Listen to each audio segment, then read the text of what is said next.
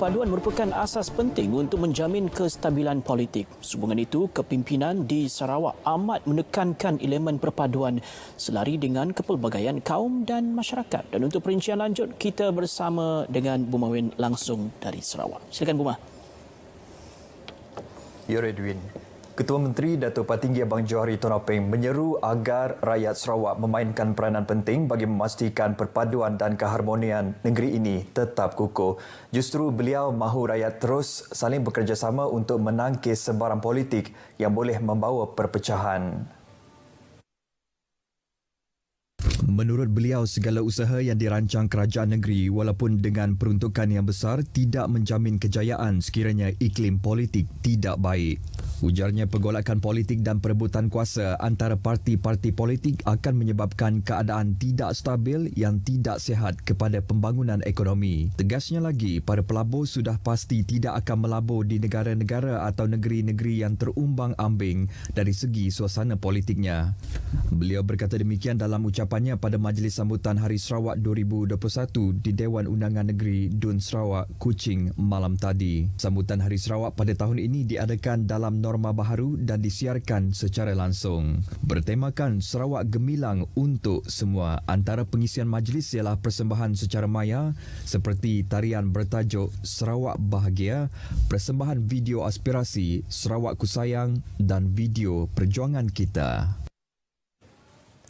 Pihak berkuasa tempatan PBT di bawah Kementerian Kerajaan Tempatan dan Perumahan Sarawak diminta mencari pendekatan tersendiri yang sesuai untuk membantu peniaga kecil di bawah kawasan jagaan masing-masing. Ketua Menteri Datuk Patinggi Abang Johari Tun Apeng berkata, ia penting bagi memastikan peniaga kecil mampu bertahan ketika pandemik ini sehingga ekonomi dapat dibuka sepenuhnya. Jelasnya lagi, PBT berperanan mencari dasar yang relevan atau melaksanakan dasar sedia ada dalam membantu rakyat. Beliau menyatakan demikian dalam amanatnya sempena upacara angkat sumpah ahli-ahli Majlis Pihak Berkuasa Tempatan yang berlangsung secara maya di Wisma Bapa Malaysia Petrajaya Kuching hari ini. Upacara berkenaan dihadiri 758 kaunselor dari 24 PBT semua bahagian di Sarawak yang disambung perkhidmatan berkuat kuasa 1 Julai 2021 sehingga 30 Jun 2022. Dalam pada itu, Datuk Patinggi Abang Johari meminta 24 PBT yang ada di Sarawak memanfaatkan dan menggunakan teknologi dalam mentadbir kawasan masing-masing. Beliau berharap PBT di negeri ini dapat mewujudkan sebuah pusat internet komuniti agar masyarakat tidak ketinggalan dalam penggunaan teknologi. Hadir sama dalam upacara itu ialah Menteri Kerajaan Tempatan dan Perumahan Datuk Seri Dr. Sim Kui Hian. Baik saudara, seterusnya kita ikuti ringkasan laporan prestasi vaksinasi Sarawak setakat 22 Julai.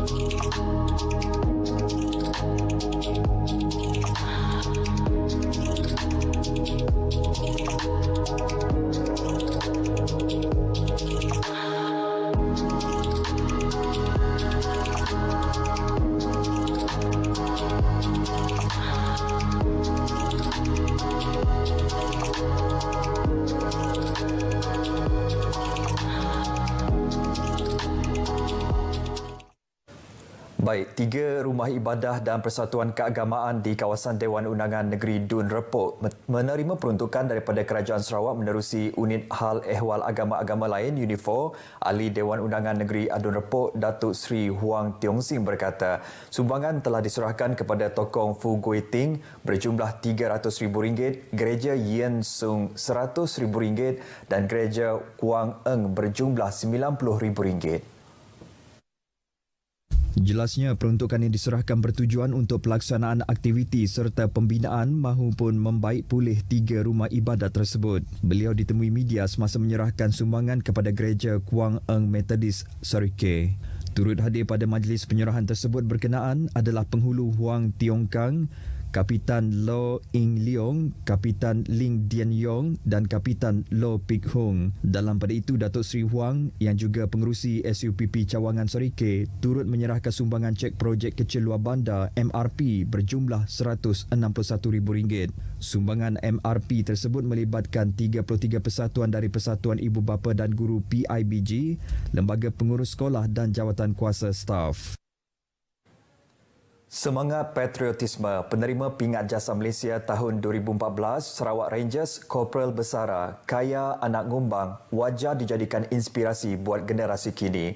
Terlibat dalam banyak pertempuran menentang musuh negara. Rentetan perjuangan beliau boleh membakar semangat anak muda mencintai keamanan negeri khasnya dan negara amnya.